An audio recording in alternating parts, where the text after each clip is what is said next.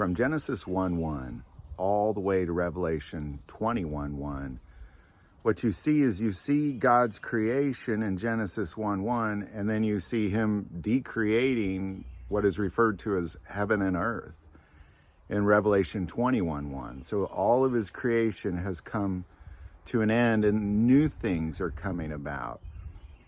And as people look at this timeline, whether they believe it or not, time is ticking and things will happen whether they believe it or not. It doesn't matter. It doesn't matter whether they agree with it or not. It doesn't matter whether they believe it or not. It doesn't matter whether they curse it and shun it or whatever it is, it's still coming. The entire Bible, from Genesis 1:1 to Revelation 21:1, is about the coming of a kingdom on earth and establishing that kingdom and reigning on earth as he does in heaven. And this time just goes clicking by. But what we have done as humans is we have created a couple things. Number one, we have created our own timeline.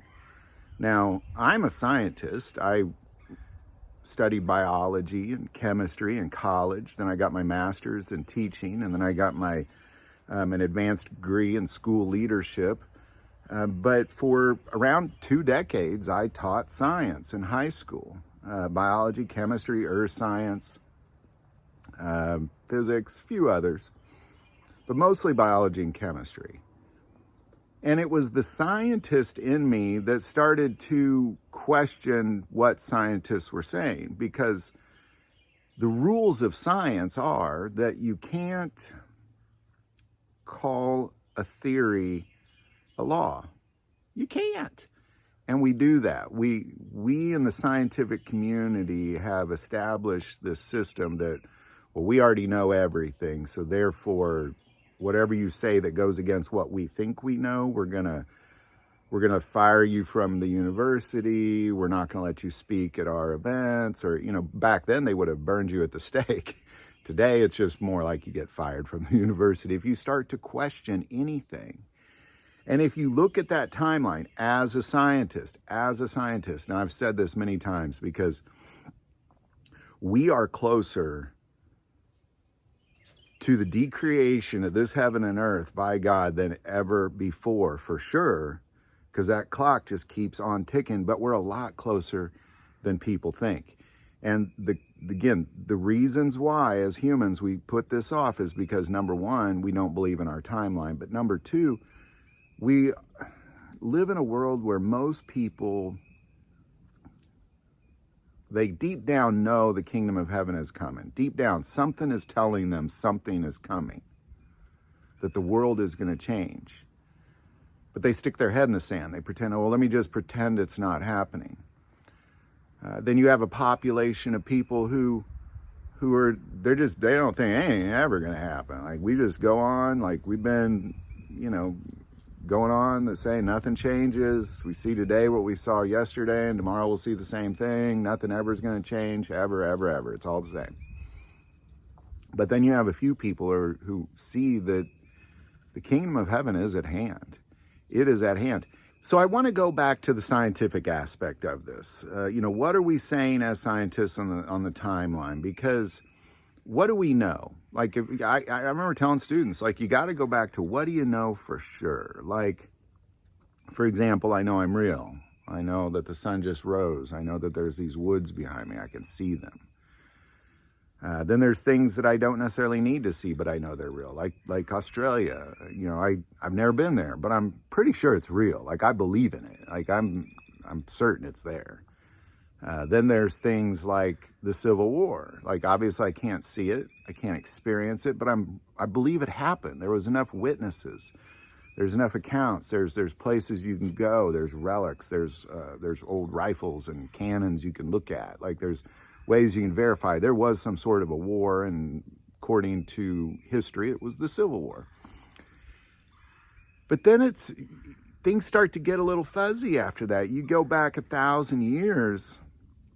There was Romans at one point. I believe they were really here. We can look at the structures they built, that sort of thing. You can go back even further. You can go all the way back about 4,000 years ago. The Egyptians, like they built some pyramids. Somebody built those pyramids, like, and it was in Egypt. Let's call them Egyptians. Like I don't need to know they're there, but then there's this point where things start to get a little fuzzy, where we really don't have any historical data other than we've dug up a few villages or cities and we have some stone tablets that we can kind of see. And that's some basic writing. We can make some assumptions on what was taking place about 4,500 years ago, maybe 5,000 years ago. But anything beyond 4,500 years ago, we're making major assumptions. So, you go back 4,500 years, anything beyond that is major assumptions. So when scientists, and this is the scientist in me speaking, when scientists say things like 670 million years ago, this is what it was like, I, as a scientist, find that very, very unauthentic, very sketchy, very loose talking of nonsense that people really don't know anything about. We don't even know what was going on 5,000 years ago, let alone what was going on 620 million years ago. And people, scientists talk about it as if it is so. And then we come across things like, and this is really what got me thinking about this whole video, was there's constantly little discoveries that we find. Well, a dinosaur was discovered deep in the ice, had its skin, and actually had food in its stomach. Okay? So if that was 180 million years ago, or whenever that particular dinosaur, according to scientists, roamed the earth, how is there food in its stomach? How is there skin on its body? And you might say, well, it was frozen. There has been 5 major ice ages since the dinosaurs. So you had dinosaurs, then you had freeze, thaw, freeze, thaw, freeze, thaw, 5 times according to scientists. Yet here's a dinosaur with food in its stomach. And skin. Like this. It's things like this that convince us that nothing is going to change. We've been around for millions and millions of years. Nothing is going to change. But I'm here to tell you that the kingdom of heaven is at hand. It is at hand. It is at hand. You have less time than you think. If you looked at the timeline that God gives us, and you look at the timeline that Jesus gives us, and you look at the timeline that the prophets gave us, what you're looking at is you're looking at roughly 6,000 years on earth. Then Jesus returns, and then he reigns for 1,000 years, completing the 7. And we are right there at the doorsteps of that. The kingdom of heaven is at hand. You have less time than you think you do. Repent, for the kingdom of heaven is at hand.